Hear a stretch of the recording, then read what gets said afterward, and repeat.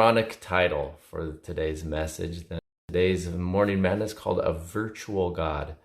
And when we think about the pandemic has forced us kind of into a virtual, or for worse. We've been learning the upsides and the downsides. There's a lot of things that have changed. As a society, we know we can do things online. We know we can stream messages. We can stream church services. We know we can have meetings on Zoom instead of in person.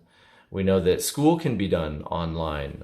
It's not just homeschoolers that know this now. The whole world understands it. There can be education that goes online. It can go virtual. But we've also understood that there's a downside to this, that it's maybe not all that it's cracked up to be. We have, it's kind of inferior in so many ways, real thing to having things. I mean, if you have a conversation on Skype, or me even coming to you on Facebook now for the third time, because I'm trying to figure out the best way that I have with the tools that I have. It's not the same as sitting over a cup of coffee. It's not the same as being there in person talking. And that's what makes Christianity so different than so many of the world's religions, is that we serve a God who came in flesh and blood to dwell among us.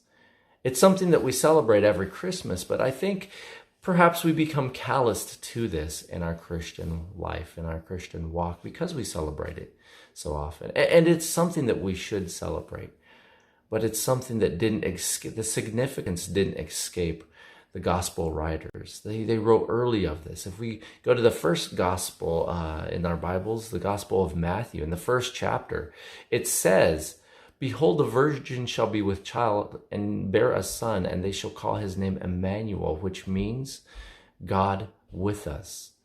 Not a virtual God, not a God that chimes in through his prophets or revelations, but a God that put on flesh and blood and dwelt among us. The Gospel of John says the same thing. It says the Word became flesh and dwelt among us. He knew what it was like to be tempted in every way, the Bible says. This was something that the prophet Isaiah had foretold long. "For unto us a child is born, unto us a son is given, and the government shall be upon his shoulders, and his name will be called Wonderful Counselor, Mighty God, Everlasting Father, the Prince of Peace.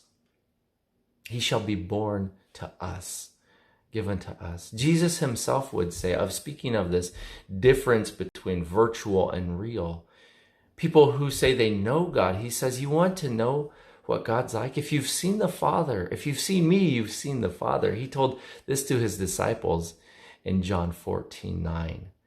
We don't have to guess what God is like. We don't have to look at the pages of a book or learn about him virtually. He came and dwelt among us. He came and had the cup of coffee over the table. He broke bread with his disciples and with so many others. He was here. He was flesh and blood. It's the difference between doing a science lab virtually when you're watching a video or reading a book about it, and doing it in person where you're touching, where you're feeling, where you're interacting. It's the difference between having a coffee virtually with someone, hearing a message virtually, and speaking with them personally. We have a God that is so intensely personal that he came and dwelt among us. May that bless you.